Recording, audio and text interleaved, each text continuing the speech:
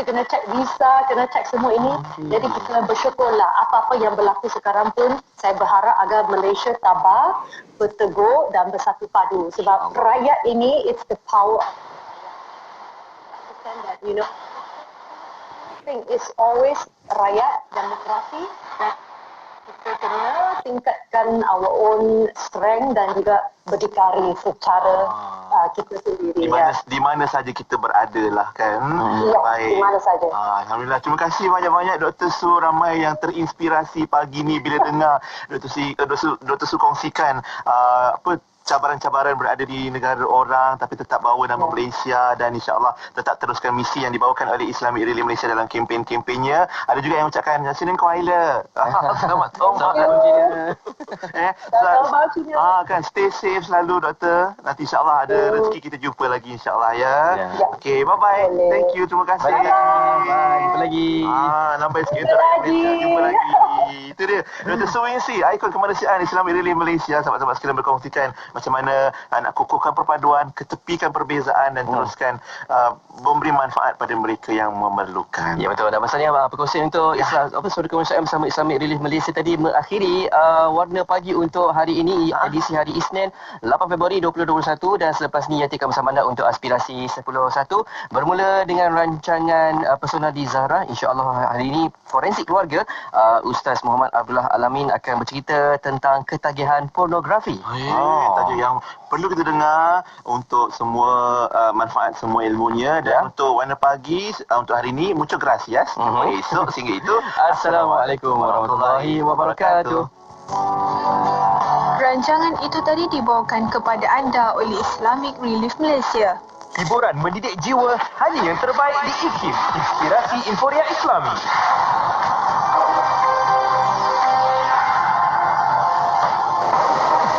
Assalamualaikum dan selamat pagi bersama Mazlina Ismail untuk berita IKIM edisi jam 10 pagi. Harga cili dan bawang merah yang sebelum ini melambung tinggi di pasaran didapati mengalami penurunan ketara dan kembali stabil sejak minggu lalu. Timbalan Menteri Perdagangan Dalam Negeri dan Hal Ehwal Pengguna, Datuk Rosul Wahid berkata, ia susulan kemasukan bekalan barangan tersebut dari India dan Pakistan yang sebelum ini terhenti seketika akibat banjir. Kata beliau kepada media di Kuala Terengganu semalam. Tambah Datuk Rosul lagi, KPDN HEP sentiasa melakukan pemantauan harga dan bekalan secara berterusan melalui 2,300 anggota penguatkuasanya di seluruh negara. Majlis akad nikah dibenarkan untuk diadakan di semua masjid Kariah dan di Jabatan Agama Islam Wilayah Persekutuan Jawi di Kuala Lumpur, Putrajaya serta Labuan berkuat kuasa hari ini. Menurut garis panduan pelaksanaan majlis akad nikah dalam tempoh Perintah Kawalan Pergerakan PKP yang dikeluarkan Jawi, bagi akad nikah di Jawi dan juga masjid-masjid di dalam wilayah persekutuan, hanya 5 orang dibenarkan hadir, iaitu pengantin perempuan dan lelaki, wali serta 2 orang wakil dari pihak pengantin. Sementara jurunikah dan 2 orang saksi adalah dari pihak Jawi sekiranya dijalankan di Jawi atau dari pihak masjid sekiranya akad nikah dijalankan di masjid. Menurut garis panduan yang dikemas kini semalam, hanya seorang jurufoto dibenarkan hadir dan hendaklah mematuhi prosedur operasi standard SOP yang ditetapkan dan tempoh masa perjalanan keseluruhan majlis akad nikah hendaklah tidak melebihi 20 minit. Sekian berita IKIM edisi jam 10 pagi. Assalamualaikum. Laporan berita tadi dari sumber bernama Capsule Master.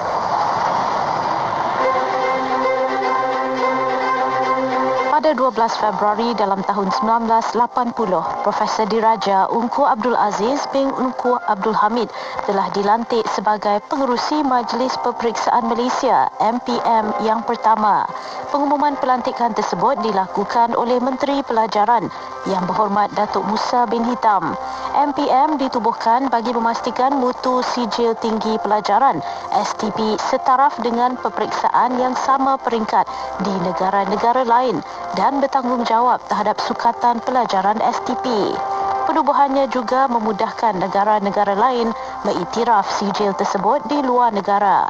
Sesungguhnya penubuhan MPM dan pelantikan Profesor Diraja Ungku Aziz sebagai pengerusi pertama MPM bukan sahaja menjadikan Malaysia tidak lagi bergantung kepada penilaian oleh Majlis Peperiksaan di Britain dan juga merupakan penghormatan kepada pengalaman beliau. Malah Malaysia kini berupaya untuk mengawal mutu pelajarannya sendiri. Petikan fakta ini disediakan oleh Seksyen Dokumentasi dan Penerbitan Arkib Negara Malaysia.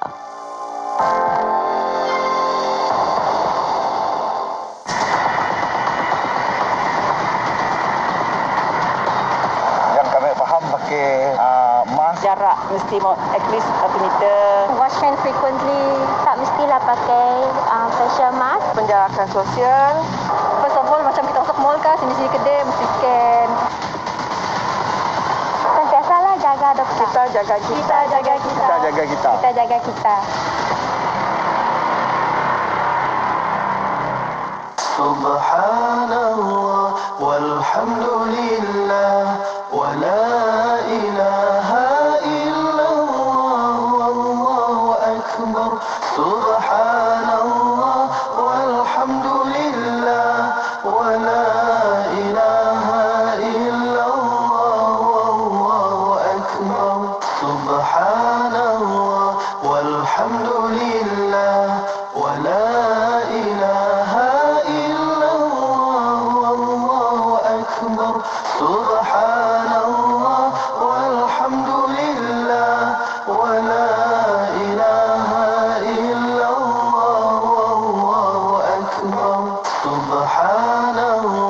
walhamdulillah wa la ilaha illallah wallahu akbar. Subhanallah walhamdulillah wa la ilaha illallah wallahu akbar. Subhanallah walhamdulillah wa la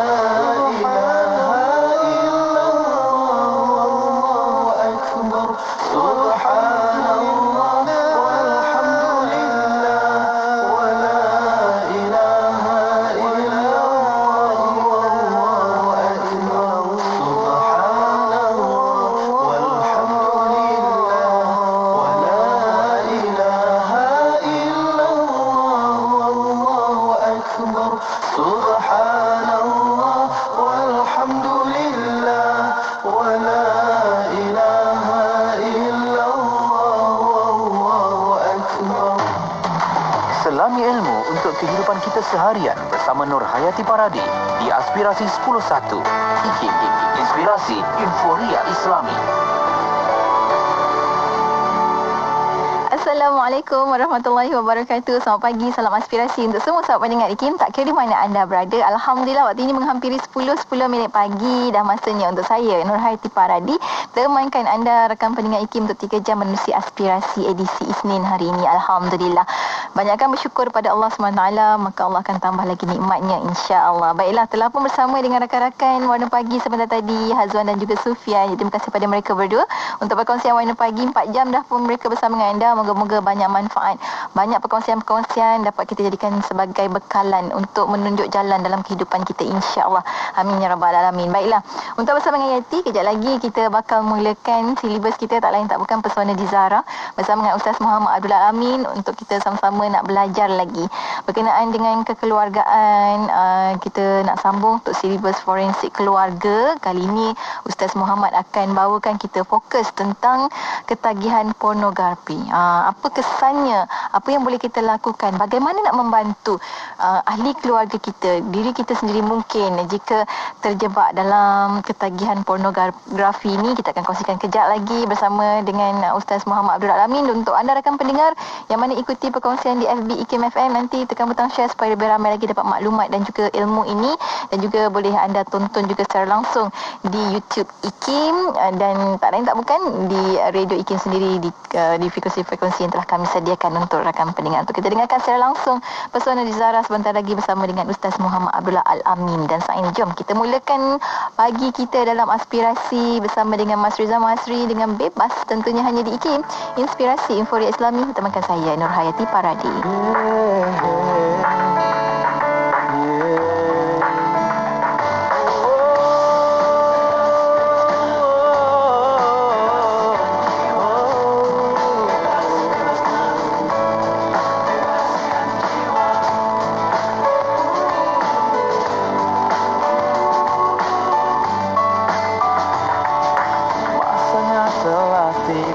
Hapus semua sengketa. Apa bedanya cinta hingga hilangnya cinta kau dan aku? Kita semua hamba yang satu.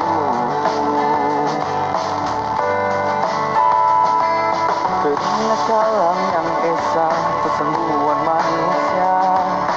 Tak semuanya sama walau berbeda warna, miskin dan kaya.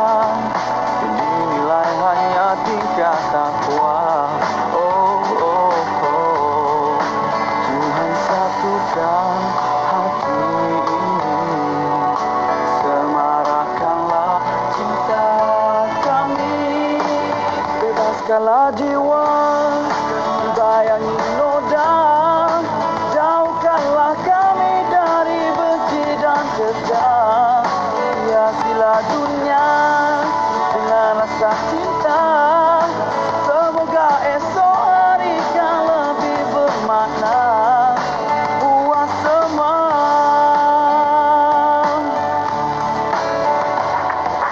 Sebarkanlah salam walau di mana berada. Ukirlah senyuman indah hati bertaut mesra bersedekahlah buat insan yang memerlukannya.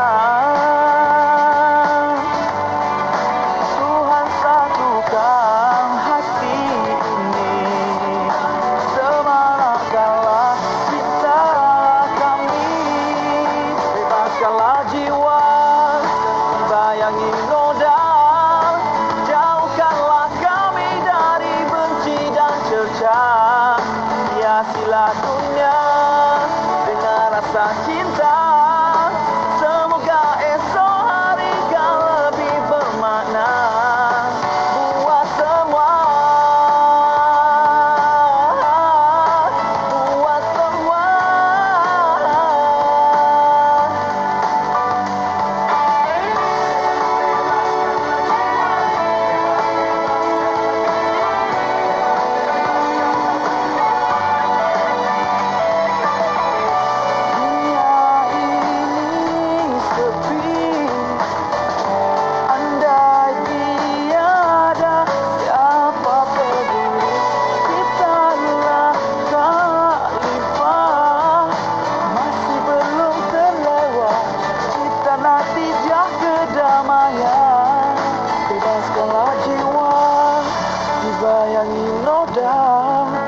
Jauhkanlah kami dari benci dan cerca.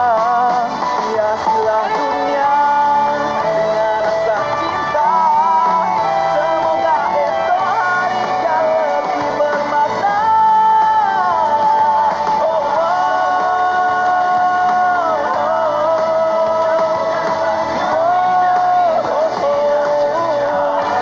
hiasilah dunia dengan rasa cinta. Semoga esok hari kan lebih bermakna.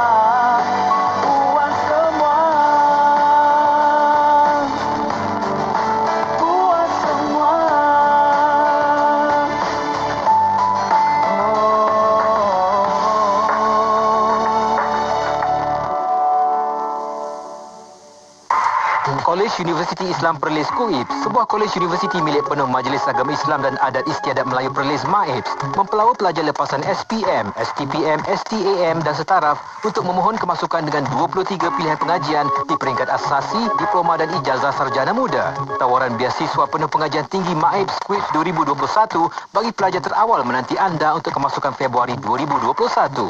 Syarat kelayakan minima 3 kepujian dalam peperiksaan SPM, pointer 2.0 dalam peperiksaan STPM atau diploma dan makbul dalam peperiksaan STAM. Untuk maklumat lanjut, layari laman web KUIPS di www.kuips.edu.my atau melalui platform media sosial di Facebook dan Instagram. Jom masuk KUIPS! Sedapnya nasi ni. Beras jenis apa masak ni, Alia? Panjang, lembut dan berderai. Harum pula tu. Beras Mogul Basmati Faiza, Mak. Bukankah beras Mogul Basmati Faiza ni sesuai untuk dibuat nasi biryani dan nasi Arab aja? Beras Mogul Basmati Faiza ni kalau buat nasi putih biasa makan hari-hari pun sedap. Tengok tu. Cucu-cucu nenek berselera sungguh makan. Pandai Mak kamu pilih beras Mogul Basmati Faiza, ya? Hidangkan beras Mogul Basmati Faiza untuk keluarga tersayang anda. Ingat beras basmati, ingat beras basmati Faiza. Ayo sertai kempen Jom Menyumbang RM50 demi pembebasan Masjid Al-Aqsa dan Palestin. Hubungi kami 03-8926-7019 dan layari Facebook Aman Palestin. Dengan roh, dengan darah, kami berkorban untukmu, ya Aqsa. Pulau Pinang, Perlis, Kedah dan Langkawi 89.0. Inspirasi Inforia Islami tentunya hanya di Radio Institut Kefahaman Islam Malaysia. Alhamdulillah waktu ini kita bersiaran untuk slot pertama di Aspirasi. Kita ada Pesona di Zahra untuk bersama dengan rakan pendengar. Sama-sama kita ikuti secara langsung. Saat ini kita menunggu sebenarnya isyarat daripada Ustaz Muhammad Abdul Amin.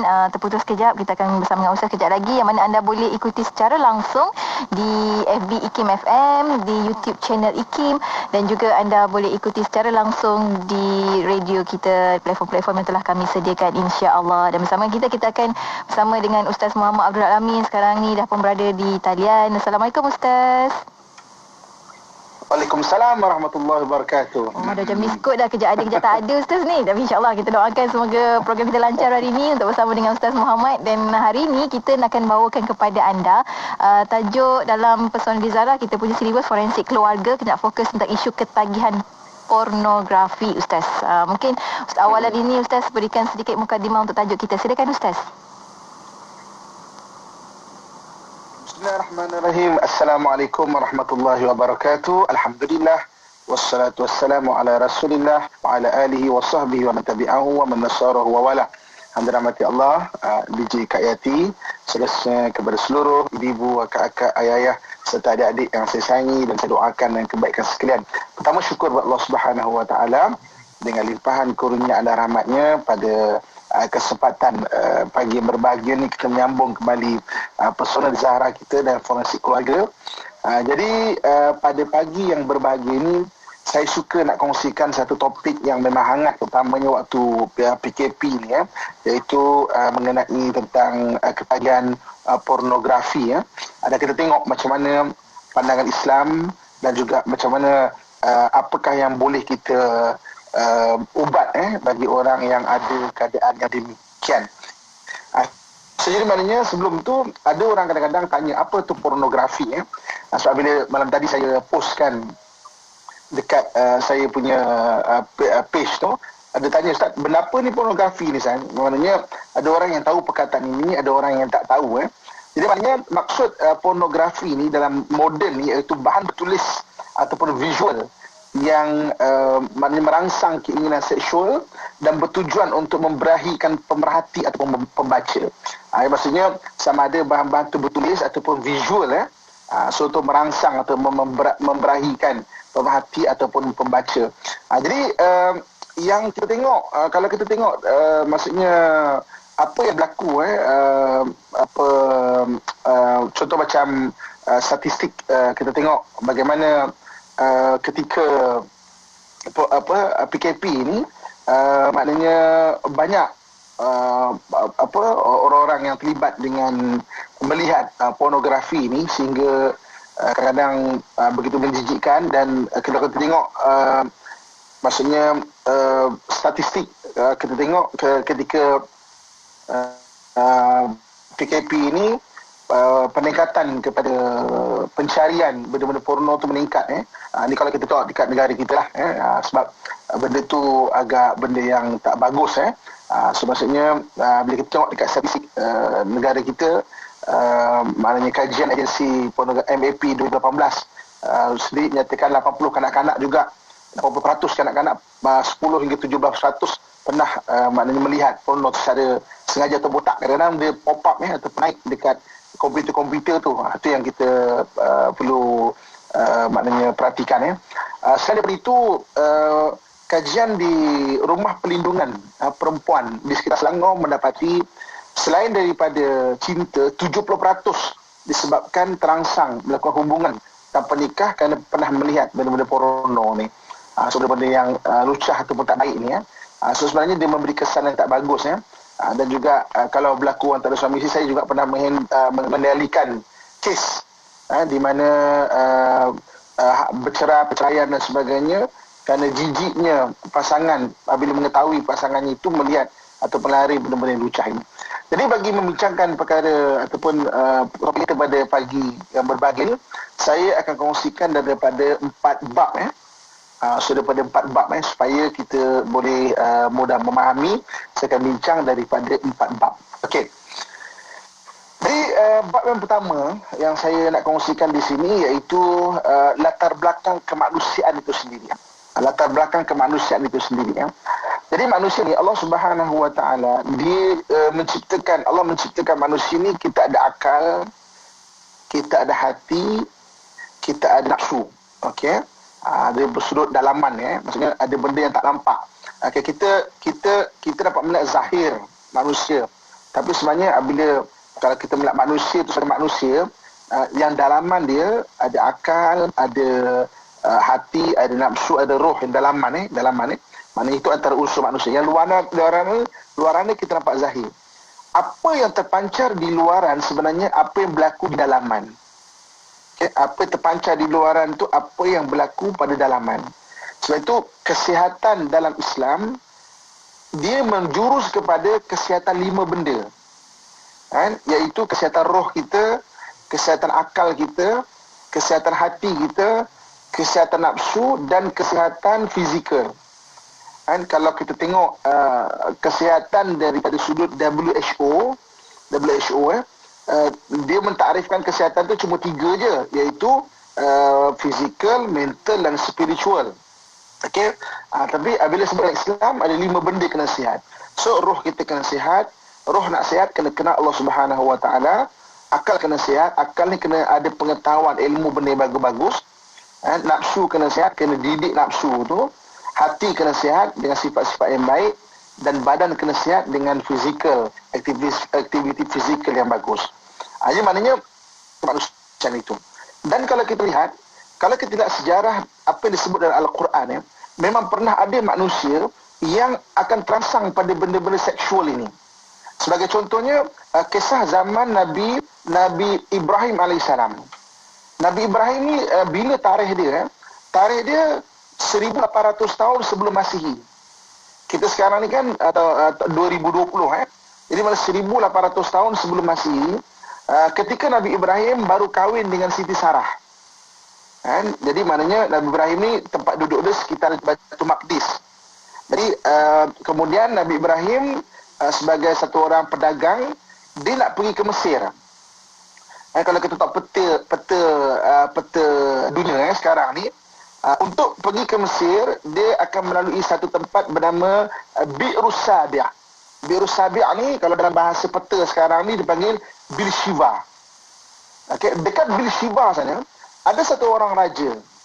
Raja ni ada satu perangai pelik mengenai cara memandang seksual dia. Maaf saya sebut sebab kita bincang apa cerita kisah dalam Al-Quran. Iaitu dia suka kalau isteri orang, dia ada imajinasi dia, maka dia nak tidur dengan isteri orang tu. Maka ketika Nabi Ibrahim melalui Birshiba ataupun Bi'rus Sabi', ditahan oleh pengawal-pengawal, dibawa kepada raja. Raja bertanya, ini siapa ni? Isteri engkau ataupun adik engkau? Dan Nabi Ibrahim AS mengetahui benda ini. Jadi Nabi Ibrahim, maknanya cara pemikiran raja yang dia ada cara pandang yang lain ni, dan dia kata tak, ini adik saya. Maka adik, okey tak apa, kau jalanlah, pergi. Maka dia pun pergi ke arah Mesir. Jadi kalau kita lihat bagaimana kisah dan keadaan, maknanya cara memandang seksual yang agak songsang pernah berlaku pada zaman Nabi pada 1800 tahun silam. Ini kisah-kisah Al-Quran. Selain daripada itu, bagaimana Allah Subhanahu Wa Taala menceritakan kisah Nabi Lut alaihissalam dan juga kaumnya. Nabi Lut ni dia sekitar 1800 tahun sebelum Masihi juga. Nabi Lut ni dia adalah anak saudara kepada Nabi Ibrahim alaihissalam. Jadi ketika Nabi Ibrahim alaihissalam keluar daripada Iraq, mana berhijrah daripada Iraq, Nabi Ibrahim pergi duduk di Baitul Maqdis, dan Nabi Lut alaihissalam dia pergi ke kota Sodom. Tak jauh daripada Baitul Maqdis, lebih kurang dalam sekitar 80 km lah daripada Jerusalem, daripada Baitul Maqdis. Ini maknanya wujudnya kemanusiaan ini sejak dulu lagi kisah-kisah penciptaan Al-Quran. So maksudnya apa? Ada benda-benda yang memang manusia ni kalau dia tak sihat dalaman dia, so nafsu dia boleh berlaku benda demikian. Ini kita kena faham maknanya kisah-kisah Al-Quran yang boleh kita ambil satu iktibar. Kemudian Nabi Yusuf alaihissalam, pernah satu ketika Nabi Yusuf alaihissalam, mak angkatnya Zulaiha, satu ketika dia membesarkan Nabi Yusuf, akhirnya dia rasa tertarik dengan Nabi Yusuf, dan akhirnya dia nak mengajak Nabi Yusuf bersama dengan dia faghallaqatil abwab, dan surah Yusuf tu dikunci pintu tu, dia tarik Nabi Yusuf sampai koyak baju, tapi Nabi Yusuf sempat buka, Nabi Yusuf sempat lari. Dan Nabi Yusuf alaihissalam ketika dibicarakan, hakim ketika tu dah nampak kalau kesalahan itu daripada Nabi Yusuf, dia mesti koyak itu di depan. Tapi sekarang koyak itu di belakang. Maksudnya Nabi Yusuf yang dikejar. Tapi Nabi Yusuf rela untuk berada dalam penjara. Sebab apa? Supaya tak terhindar kepada fitnah-fitnah yang akan datang lagi. Ini banyak cerita. Nanti kita akan cerita bagaimana di zaman Nabi SAW juga ada orang yang macam gini. Sehingga Nabi mengajarkan satu doa kepada mereka. Nanti di hujung cara ubat, saya akan kongsikan satu hadis. Nabi SAW mengajarkan doa bagi orang yang ada demikian ini. Dalaman ada demikian. Ini bab pertama tentang kemanusiaan. Jadi ibu kakak tuan-tuan muslim-muslimat sekalian. Maksudnya bila kita bicara mengenai perkara ini, sebenarnya ada benda-benda kalau kita tidak kawal diri kita, sebab unsur itu ada dalam badan kita. Unsur nafsu itu ada dalam badan kita. Bila kita tidak didik dia, kita layankan dia, jadi salah satu pun antaranya adalah dengan berlakunya ketagihan pornografi ataupun melihat perkara-perkara lucah dan sebagainya. Okey, itu bab pertama So saya nak cerita 4 bab supaya kita faham sebelum kita cerita mengenai apakah ubat yang boleh kita kongsikan. Okey. Bab yang kedua. Bagaimana tabiat ataupun ketagihan ini boleh berlaku? Macam mana tabiat ataupun ketagihan ini boleh berlaku? Sesuatu benda tabiat boleh berlaku. Tabiat boleh berlaku dengan 3 step dia atau 3 langkah dia, 3 cara dia. Tabiat boleh berlaku dengan 3 cara. Yang pertamanya apa? Yang pertamanya ada permulaan. Sebab itu dalam Islam ada satu kaedah dipanggil sadduz zara'a'. Sadduz zara'a' ini maknanya menutup pintu-pintu kemungkaran supaya orang tidak boleh memulakan membuat satu benda tu. Sebab kalau orang membuat satu benda maksiat, kemudian dia rasa feel good benda tu, dia rasa seronok benda tu, jika dibiarkan, tidak dijaga, maka akan berlaku langkah kedua. Langkah kedua apa? Berlaku pengulangan. Dia akan start tengok balik. Jadi maknanya, kenapa berlaku ketagihan? Kenapa boleh berlaku satu attitude yang tak baik ni? 3 langkah dia. Pertama, mesti dia kena ada mula. Tak ada orang tiba-tiba ketagih, tak ada. Dia mesti ada permulaan. Dan bicara mengenai permulaan ni, kadang-kadang ada permulaan tu kawan-kawan aja. Mana jom ada kawan-kawan aja. Ada kadang-kadang memang dia duduk dan dia mencari sendiri, ada yang macam itu. Maksudnya ada kadang-kadang maksudnya ada sebab-sebab yang lain. Contoh ada juga macam ada kes yang pernah saya handle atau saya kendalikan sebab dia rasa anxiety. Dia tak boleh nak layan isteri dia kena tengok benda tu dulu untuk merangsang maknanya dia tu kan. Orang ni macam-macam ini antara real case. nanti kalau nelayan Malaysia ni mungkin dia tak dapat melaksanakan dengan baik. Dia tengok benda tu dulu. Kan? So jadi ada yang macam itu. Kan? Jadi maknanya ada permulaan. Kemudian yang keduanya ada pengulangan. Bila dia rasa seronok, dia rasa feel good, dia rasa suka benda tu, dia ada pengulangan. Dan kenapa satu-satu benda menjadi tabiat ataupun boleh kita sebut sebagai ketagihan? Yang ketiga, apabila seorang itu dia rasa selesa sehingga menjadi rutin, dan ketika itu dia susah nak berhenti. Dia rasa selesa buat benda tu. Pengulangan tu dia rasa manfaat dia rasa kepuasan benda tu. Dia tengok benda tu, dia satu kepuasan, maka dia akan menjadi orang yang akan dipanggil addicted ataupun ketagihan dalam melihat kita fokus dalam rumah tangga, dan juga tajuk kita pada hari ini melihat benda-benda lucah itu. So itu ibu-ibu, kakak, ayah-ayah, abang saya sekalian kan. Benda pertama sekali bila kita sebut mengenai ketagihan melihat benda-benda lucah ini, untuk diri kita jangan ada permulaan. Kita kena agama balik hukum melihat aurat seseorang. Hukum melihat aurat seseorang, sehingga mana aurat yang ternampak dan terselak juga disuruh kita terus palingkan mata. Apatah lagi kita melihat seseorang itu melihat aurat orang melakukan hubungan yang memang terbuka langsung, tak ada batasan langsung. Maknanya jangan mulakan benda-benda maksiat, jangan dimulakan benda-benda maksiat. Kalau siapa dah mula, jangan istighfar, jangan sampai ada pengulangan. Sebab bila ada pengulangan, bahayanya apa? Dia akan terjatuh kepada selesa membuat benda itu. Dia rasa benda itu seronok, memuaskan dia, contoh dia kan. Maka dia akan jadi tabiat, boleh jadi addicted ataupun ketagihan, dan susah nak buang benda itu. Susah nak menghindarkan benda itu nanti. Itu di debat kedua. Kita akan bincang ketagihan pornografi sebelum kita buka. Saya yakin hari ini banyak orang akan bertanya hari ini, kan? Benda ni benda realistik yang berlaku keliling kita. Mungkin suami kita, mungkin anak kita, mungkin kadang-kadang isteri, seorang perempuan pun ada juga. Ataupun kadang-kadang mungkin orang sekeliling kita. Jadi at least kita tahu macam mana cara nak, kalau diri kita macam cara nak ubat, macam kalau orang sekeliling kita, macam mana cara kita nak nasihatkan melalui perkongsian kita pada pagi yang berbahagia. Itu 2 bab.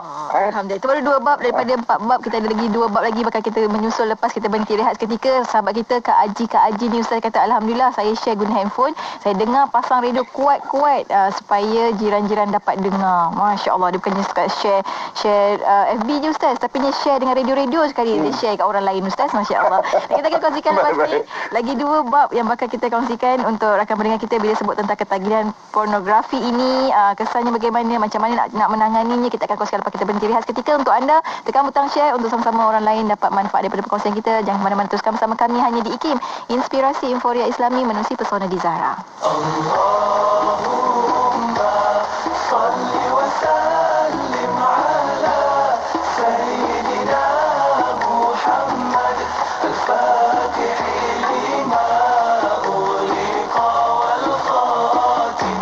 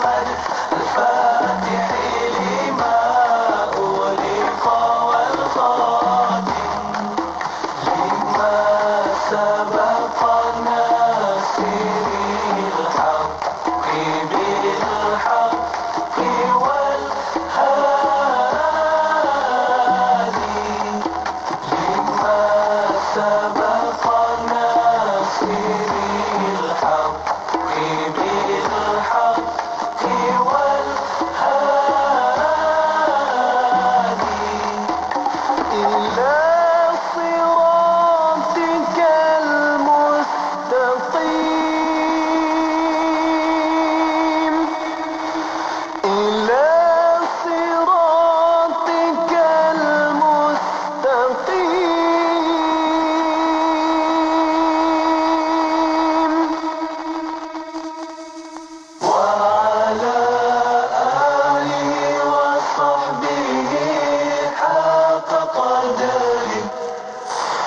ومقداره العظيم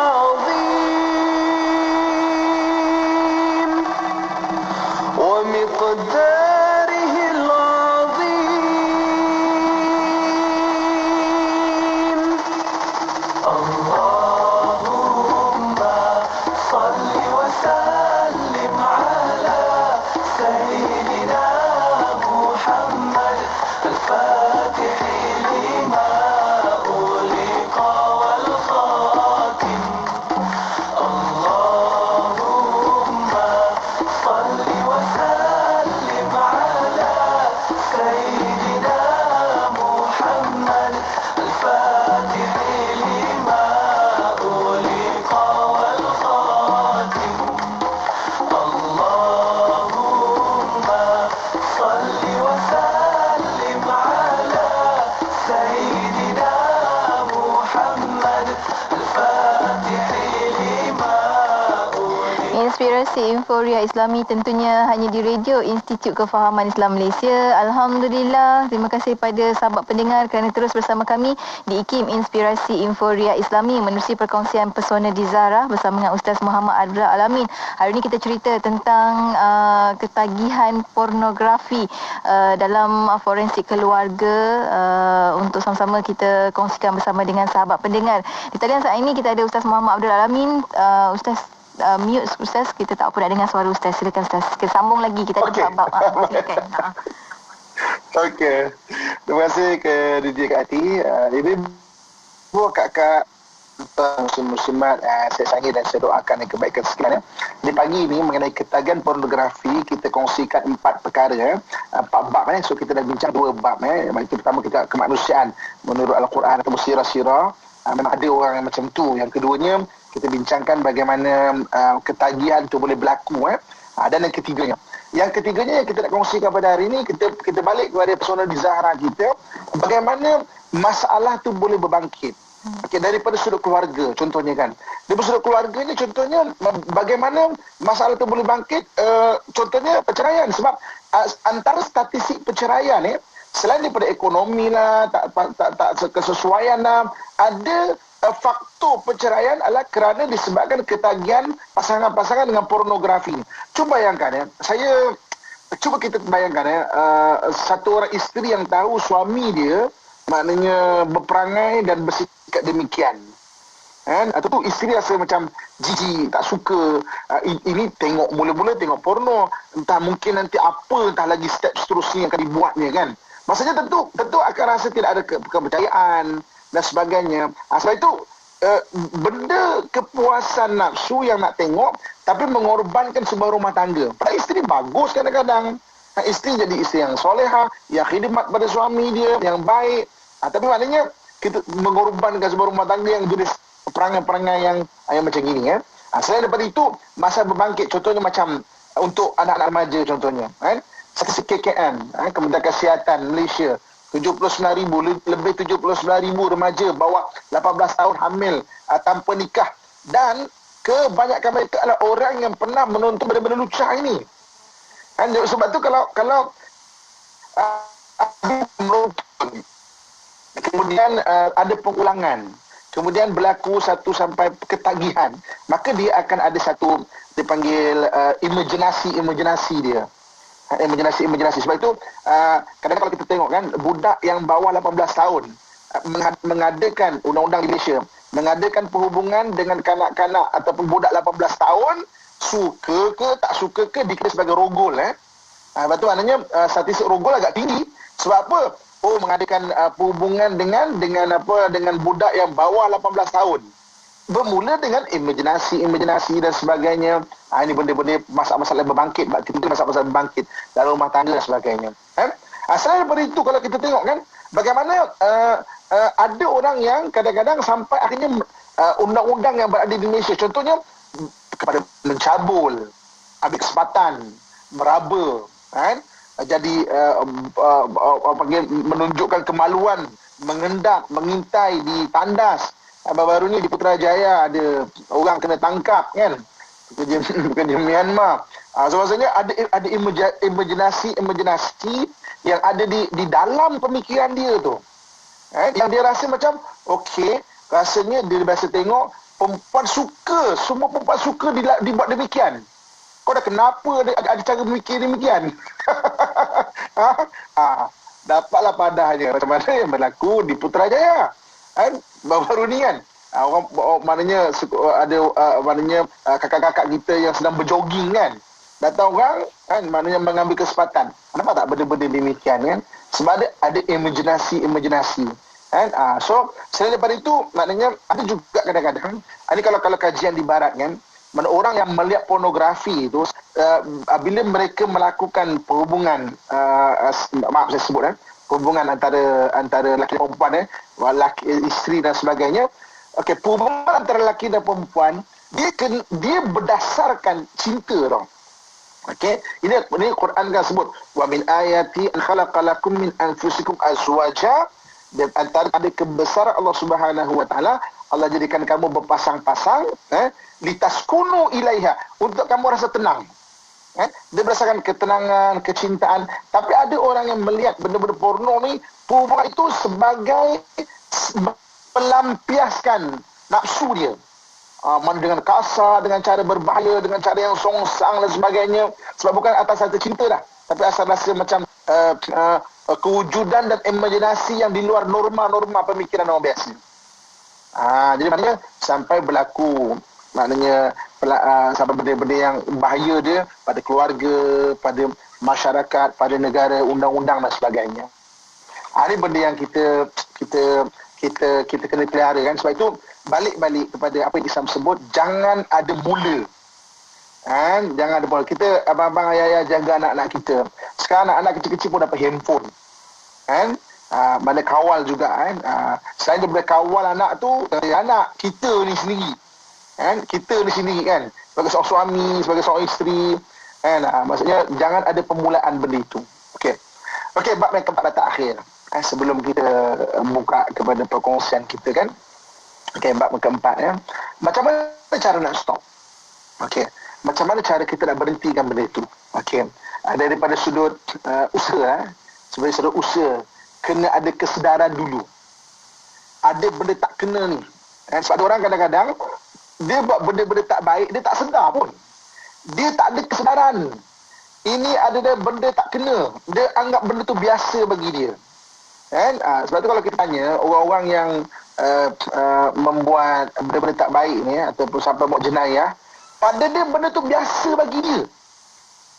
Benda tu biasa bagi dia. Jadi maknanya kena ada kesedaran. Kesedaran apa? Kesedaran ini tak betul. Ini tak kena ni. Tak ada kesedaran, susah nak berubah diri. Itu benda yang pertamanya. Usaha yang kedua, iaitu dengan jalan kita kena gerakkan kita punya fizikal ni, delete benda-benda elektronik, ada bookmark dekat kita punya peralatan-peralatan di handphone ke komputer ke history ke apa semua, buang. Jangan sampai, sebab dia akan mengingatkan kita mana mengingatkan kita untuk pergi balik ke situ. Delete, buang semua-semua. Buang risalah-risalah. Delete kawan-kawan yang mengajak kita untuk berbicara benda-benda yang double meaning ni. Kita kadang-kadang ada WhatsApp group, kumpulan WhatsApp group, kawan-kawan sekolah rendah kita, kawan-kawan sekolah menengah kita. Kawan-kawan sekolah rendah kita ni, dia ingat kita macam masih budak-budak dulu, waktu dah jenam. Padahal ini dah jadi AJK Surau, ini dah pergi makan 5 kali, yang ini dah jadi mutawif.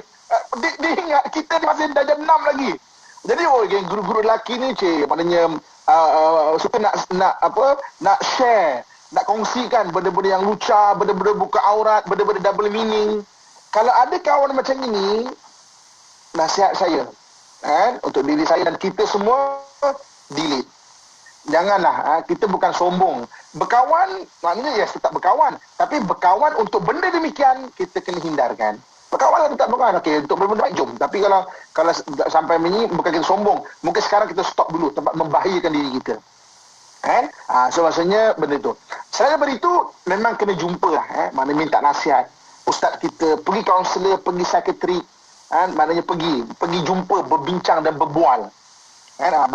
Baru ni, saya ada satu kes. Saya refer kepada kaunselor. Mana pergi.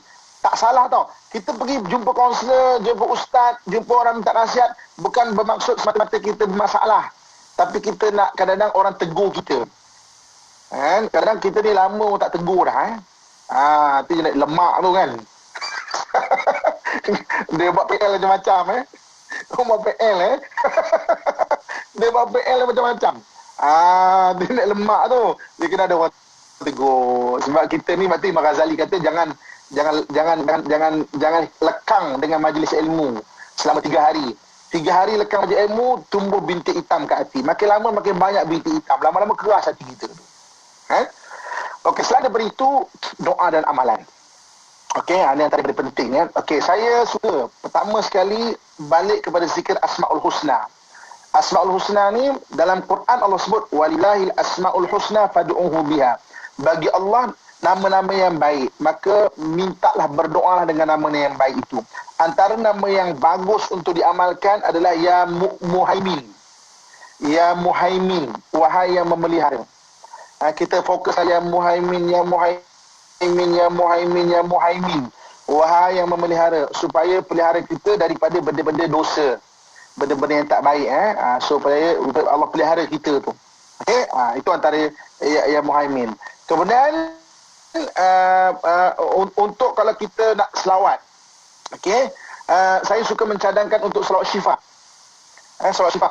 Allahumma salli ala sayyidina Muhammad tibbil qulubi wa dawaiha wa afiatil abdani wa shifaiha wa nuril abadi wa diyaiha wa ala alihi wa sahbihi wa barik wa sallim. Jadi ada orang yang maknanya cuba melihat status selawat ini sebagai kedudukan dia tak boleh baca ke apa. Bagi saya selawat bacalah. Tak ada masalah. Sebab belakang-belakang tu merupakan doa sebenarnya. Terutamanya bagi orang yang punya masalah dalaman. Yang orang tak tahu. Kita luka Randy je kat hati, kita boleh pergi klinik tau. Boleh doktor, saya luka kat sini boleh tak tolong handy plus kan? Boleh tak tolong kan? Luka dalaman siapa yang tahu? Kan? Duduk kebir-kebir kan, badan ketak-ketak kan, tapi dalaman ada luka siapa yang tahu? Selawat syifa, baca selawat syifa. Selawat syifa baca kan. Kalau tak, kalau kita mungkin tak hafal, boleh search kat internet ya. Type, bukan kita berguru kat internet sebab kita dah belajar kat sini. Tapi mana teks dia tu? Pergi type selawat syifa, kita akan dapat teks tu. Terutamanya bagi orang yang dalaman dia ada. Kadang-kadang di JKIT, benda ni tak ada siapa tahu tau. Isteri pun tak tahu. Sendiri seorang-seorang ke ofis, seorang-seorang. Isteri masak kat dapur, seorang-seorang tengok. Isteri pun tak tahu kadang. Kita dah Allah tahu. Malaikat kanan kiri rakam jadinya.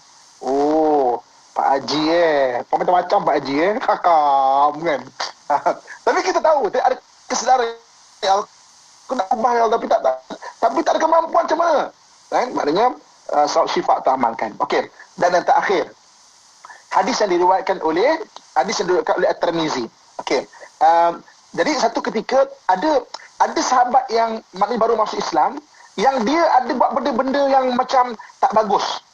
Dan dia ada rasa kesedaran.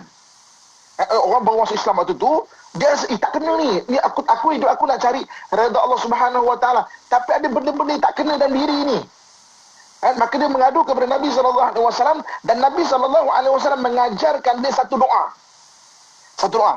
Apa bunyi doa itu? Okey, hadis yang diriwayatkan oleh At-Tirmizi, hadis sahih. Ada perbahasan kata hadis hasan. Tapi ada hadis sahih atau hadis hasan boleh digunakan.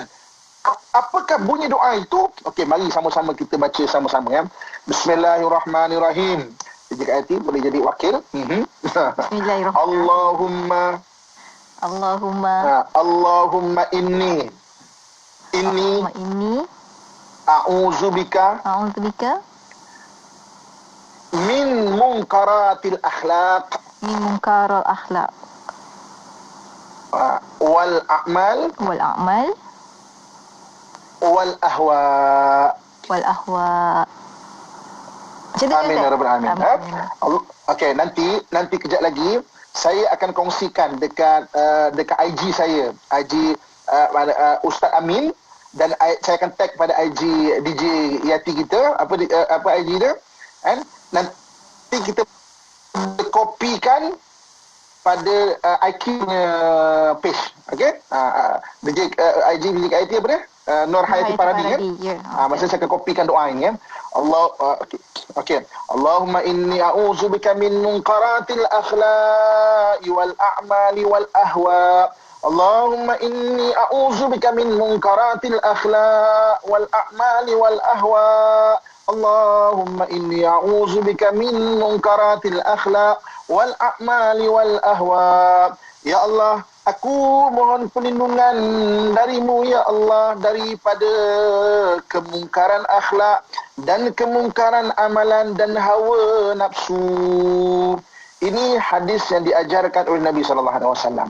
Mudah-mudahan dengan keberkatan lidah Nabi SAW yang Nabi itu menyebut, wa ma yantiqu anil hawa in huwa illa wahyu yuha. Nabi tak berkata melainkan wahyu yang diturunkan kepadanya. Bagi siapa-siapa yang ada masalah ketagihan pornografi ini, baca doa ini. Mudah-mudahan Allah menghindarkan dia daripada melihat benda-benda itu. Takut tengah-tengah lihat, tengok kena sakit jantung. Susah gitu kan. Kan. Kalau tak berubah kan. So nanti saya akan pastekan dekat saya punya page. Nanti saya tag kepada Kak Hayati kita, boleh pastekan Kak Hakim. Mudah-mudahan beri manfaat kebaikan kepada kita bagi orang-orang yang ada suka melihat benda-benda lucah ini. Sebab dia punya kesan tu boleh kepada undang-undang tu, boleh penzinaan berzina sampai ke akhirat tanggungan kalau tak dijaga dengan baik. Wallahu a'lam bissawab. Allahu akbar, masya-Allah. Alhamdulillah. Terima kasih banyak Ustaz hari ini berikan pencerahan berkenaan dengan topik ini. Memang jarang-jarang kita perkatakan, tapi ini yang berlaku dalam keluarga Islam juga tentang ketagihan pornografi. Dan hari ini kita nak ajukan soalan-soalan untuk anda rakan pendengar. Boleh saja ajukan soalan anda di FB IKIM FM ataupun di WhatsApp IKIM di 011290040004. Memang ramai yang bertanya tentang doa tadi. Kejap lagi Ustaz akan kongsikan bersama saya. Kita akan kongsikan juga di sini di platform ini, insya-Allah. Dan kita ke soalan pertama Ustaz, untuk pertemuan kita ada sahabat kita ni WhatsApp. Ustaz tanyakan, saya nak ajukan soalan tentang isu pornografi. Kata, bagaimana bila suami selalu bercerita kotor dalam grup, bila dinasihat malah suami respon, jangan tengok dan tak payah tengok grup saya, katanya. Allahu akbar. Sebagai seorang isteri yang semadu bila suami cerita kotor dan jadikan bahan lawak dalam grup, boleh tak Ustaz nak minta pencerahan daripada Ustaz, bagaimana nak membantu perkara ini Ustaz? Okey, dua benda. Satu benda, suami tu sendiri kena ada kesedaran. Kalau kita cakap-cakap, tapi kita cakap tu bagus, dia panggil, kita yang cakap dia panggil tarbiyah. Bagi diri kita sendiri dia panggil kena mujahadah. Mujahadah tu dia sendiri kena lawan dia punya perangai buruk tu. Tapi bagus, akak terus tegur bagus. Itu panggil tarbiyah. Sebab nak baiki diri ni dia kena dua benda, tarbiyah dan mujahadah. Tarbiyah saja tak cukup. Mujahadah saja tak cukup, dia kena dua-dua. Jadi mudah-mudahan satu hari nanti suami akan ada rasa kesedaran dan juga dia mujahadah untuk lawan benda itu. Teruskan teguran dengan cara baik. Dengan cara baik. Tidak menderhaka kalau kita bicara benda-benda agama. Tidak menderhaka. Cuma betulkan cara. InsyaAllah mudah-mudahan lebih dengan berkat amar makruf nahi mungkar. Dengan kita bercakap negur tu, Allah berkata, Allah ubah suami itu insyaAllah. Wallahu alam. InsyaAllah. Seterusnya ada satu soalan daripada sahabat kita di WhatsApp IKIM ni. Ustaz memang nak minta rahsiakan namanya, tapi dia kata beliau sendiri terjebak dalam kegiatan ketagihan pornografi ni Ustaz. Kata isteri tak tahu, dia seorang-seorang je tahu. Jadinya macam mana Ustaz nak dapatkan kekuatan untuk betul-betul berubah, dan kalau boleh tak nak sampai isteri tahu sebab dia memalukan Ustaz. Betul. Jadi okey, pertama sekali syahbasan tahniah. Tahniah tu daripada sudut ada kesedaran. Ada kesan. Itu penting. Sebab apa tahu? Hidayah ni ketukkan hati dari Allah untuk kita sedar. Itu maksud hidayah Mana dah ada hidayah. Tapi taufik kan kita sebut. Dalam kita diberi hidayah dan taufik kan. Taufik tu mana jalan. Ada orang kadang-kadang ada hidayah, dia tak ada taufik. Taufik tu jalan tak tahu macam mana. So kita dah ceritakan tadi step-step. Step taufik dia, step-step. Macam mana nak buat. Hindarkan maknanya penuhkan masa, jangan ada kosong masa, nanti dia start mula dah tu.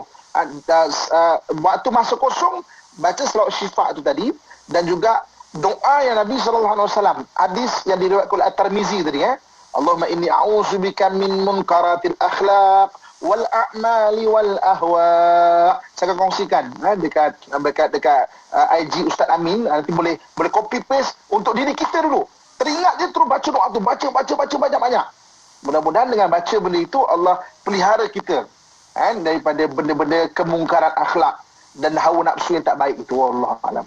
InsyaAllah, Alhamdulillah. Ustaz, sahabat kita ni bekerja sebagai seorang guide, Ustaz. Kata di tempat kerja dia ada garis panduan berpakaian, tapi selalu orang juga masih lagi berpakaian seksi, Ustaz. Adakah dia juga membantu, mendorong kepada kegiatan ketagihan pornografi ni, Ustaz?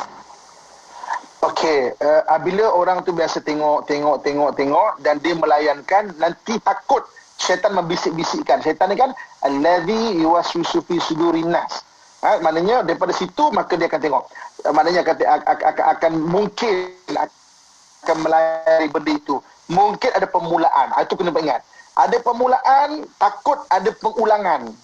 Bila ada pengulangan, takut jadi step ketiga tadi, dia rasa selesa benda itu. Maka jadi tabiat. Atau boleh jadi ketagihan. So maksudnya, jadi apa yang perlu buat bagi guard? Kita maknanya sebagai seorang sebagai jaga bekerja dia, menafkahi keluarga dia dengan benda itu. Orang maknanya dengan pakaian seksi-seksi apa semua, jangan tengoklah. Maknanya belajar untuk hidup dalam keadaan itu, maknanya kita beruzlah. Kita beruzlah ni, ada uzlah badaniah. Uzlah badaniah ni kita uzlah badan. Kita memang duduk seorang-seorang, tak mau campur kan. Satu lagi, uzlah rohaniah. Rohani kita, walaupun kita berada di situ, tapi jiwa kita tidak cenderung ke situ.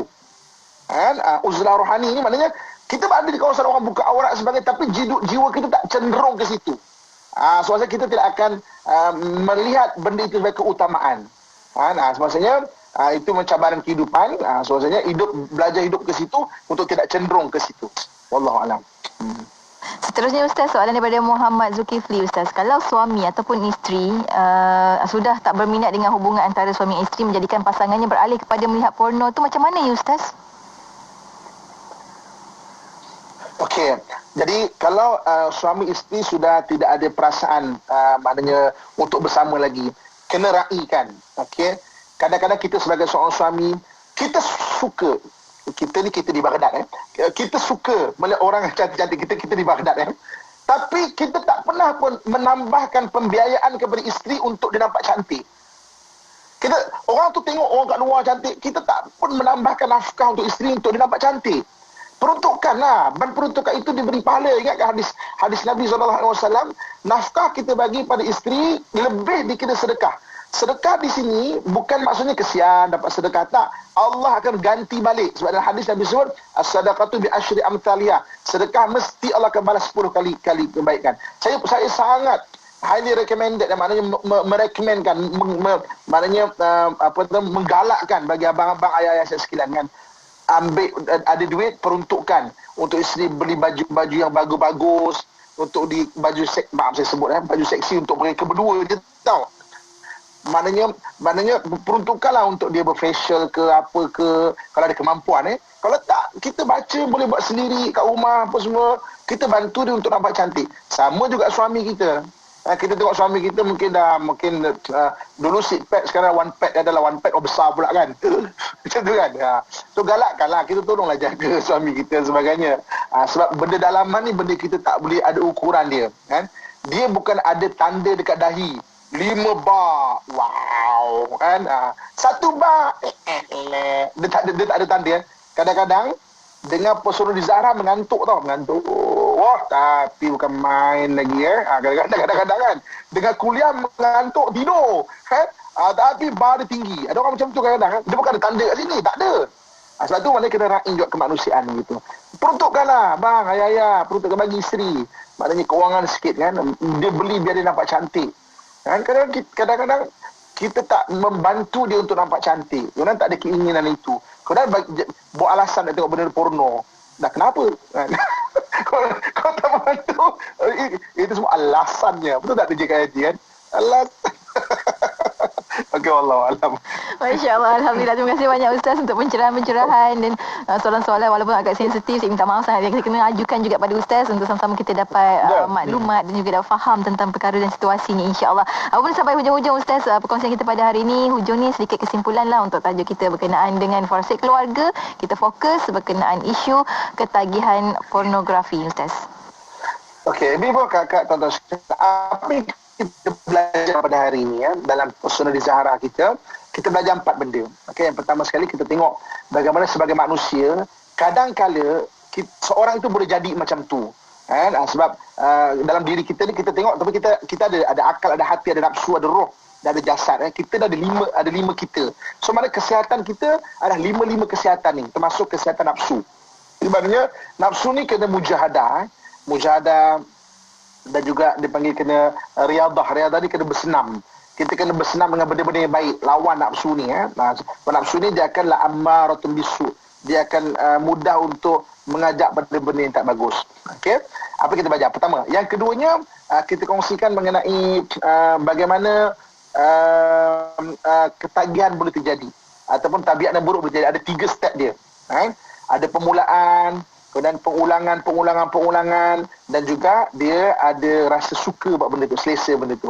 Kemudian yang ketiganya kita bincang macam mana masalah-masalah berbangkit dari rumah tangga, sudah undang-undang, boleh jadi rogol, anak luar nikah, penzinaan dan sebagainya. Na'udzubillah. Dan yang keempatnya, apakah ubat? Selain daripada usaha kita stop, kita delete, kita left grup-grup yang mengarut ni, kita baca ada 3 amalan yang saya kongsikan. Amalan dari Asma'ul Husna adalah ya Muhaimin, Allah yang melihara, selawat syifa. Untuk selawat, teringat saja selawat syifa. Hafal bagus. Dan yang ketiga, doa yang diriwayatkan oleh At-Tirmizi. Allahumma inni a'udzubika min munkaratil akhlak. Ya Allah, aku minta perlindungan daripada kemungkaran akhlak, kemungkaran amalan dan kemungkaran hawa nafsu. Wal a'mali wal ahwa. Saya akan kongsikan dekat IG saya, IG Ustaz Amin sekejap lagi. Boleh dan juga IG dan juga IT. Maksudnya boleh copy situ, ambil, simpan untuk amalan kita, insya-Allah. Dan kesimpulan dia, mudah-mudahan benda-benda pornografi ni benda-benda yang sekarang ni realistik dia. Mungkin jarang